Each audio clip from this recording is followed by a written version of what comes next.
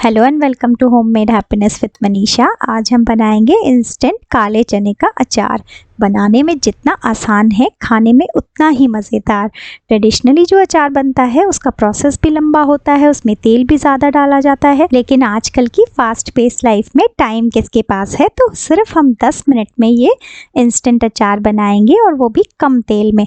और best part है कि आप इसके इंग्रेडिएंट्स को अपने टेस्ट के हिसाब से कस्टमाइज़ भी कर सकते हैं। तो आइए हम रेसिपी को शुरू करते हैं। मगर हर बार की तरह आपसे रिक्वेस्ट है कि अगर वीडियो पसंद आए तो प्लीज़ लाइक, शेयर और सब्सक्राइब ज़रूर करें और मुझे मोटिवेट करें। मैंने यहाँ पर 3/4 कप यानी 3/4 कप लिया है काला चना। ये रेगुलर जो चना होता है ना, जिससे हम सब्ज़ी या स्प्राउट्स वगैरह बनाते हैं, वही है।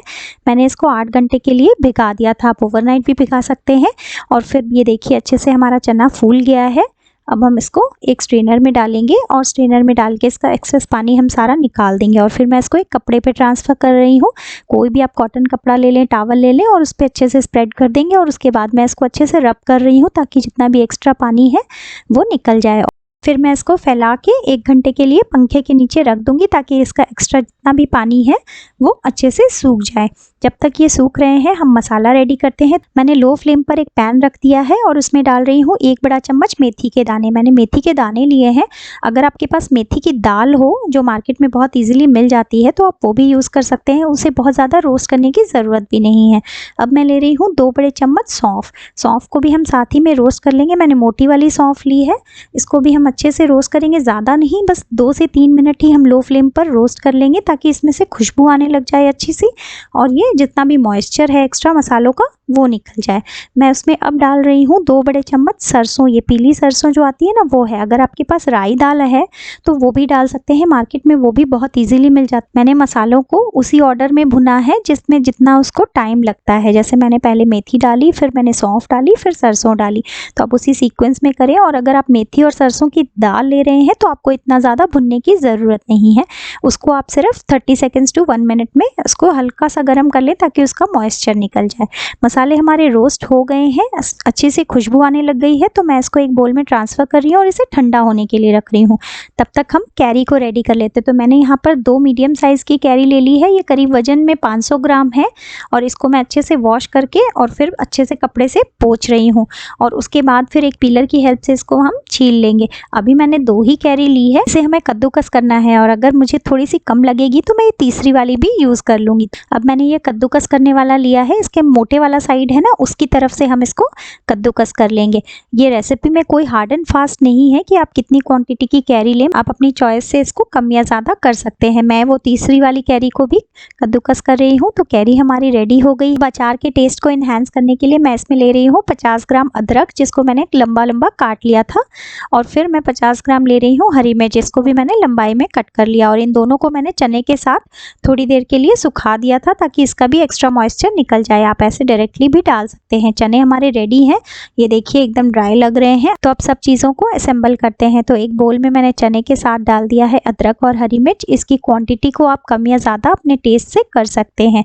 साथ ही में डाल दिया है कद्दूकस किया हुआ ये कच्चा आम। और इन सबको हम एक बार रफली मिक्स कर लेंगे। घर में अचार बनाने का यही फ़ायदा है कि हम चीज़ों को अपने हिसाब से कम या ज़्यादा भी कर सकते हैं। तो ये हमारा मिक्स हो गया। अब हम मसाले को बना के रेडी करते हैं। तो मैंने यहाँ पर ये मसाला जो रखा था ना, वो ठंडा हो गया है। इसको मिक्सी जार में डाल दिया। बस हम सिर्फ एक ही बार इसको पल्स करेंगे, ज़्यादा नहीं करना है। बस एक बार मैंने इसको पल्स किया है। ये अभी देख सकते हैं कि काफ़ी मोटा है। तो अब मैं इसमें कुछ और चीज़ें भी ऐड करूँगी। मैं इसमें 3 बड़े चम्मच डाल रही हूँ नमक। आप अगर क्वांटिटी चीज़ों की चेंज कर रहे हैं तो फिर नमक आप उसी अकॉर्डिंगली डालें। अब मैं इसमें 1 बड़ा चम्मच डाल रही हूँ हल्दी पाउडर और 2 बड़े चम्मच डाल रही हूँ कश्मीरी लाल मिर्ची का पाउडर। और फिर हम इसको एक बार मिक्सी में चर्न करेंगे। तो हम ज़्यादा नहीं, इसको भी बस एक बार हम पल्स करेंगे ताकि ये जो हमारी सारे मसाले हैं ना, वो एकदम अच्छे से मिक्स हो जाए। और ये देखिए अभी भी टेक्सचर हमारा ऐसे दरदरा होना चाहिए। हमें इसका फाइन पाउडर नहीं बनाना है। आपको दिख रहा होगा कि सौंफ के भी थोड़े थोड़े पीसेस दिख रहे हैं। अभी मसाला हम मिक्स करेंगे। तो मैंने एक बार सारा मसाला नहीं डाला है, थोड़ा थोड़ा करके डालेंगे।